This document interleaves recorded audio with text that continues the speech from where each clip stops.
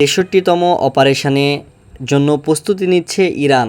আর ইসরায়েলে যে খনিজ সম্পদগুলো আছে, যেমন তেল থেকে শুরু করে বৈদ্যুতিক যে কাঠামোগুলো আছে, এই জায়গায় ইরানের হামলা একেবারে নিশ্চিতভাবেই পড়বে। এবং ইরানের যে পরিকল্পনা, তারা বলেছে ১ ফোঁটা রক্তের যেই দাম, সেই দাম ইরানকে দিতে হবে। যুক্তরাষ্ট্র এখন খুবই অস্থির অবস্থায় আছে, কারণ ইরান, ইসরায়েল এবং যুক্তরাষ্ট্রের যেই বিশেষ জায়গাগুলো আছে, খনিজ সম্পদ, তেল, এই জায়গাগুলোতে ইরান স্পেসিফিকভাবে হামলা চালাচ্ছে।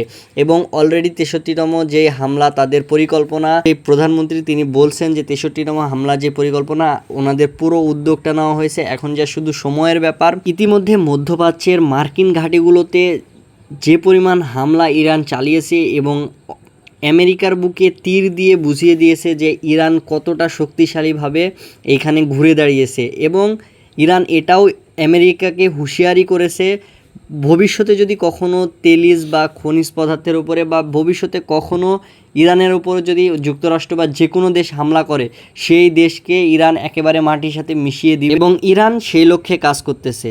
আর Prime TV, desk report, Dhaka.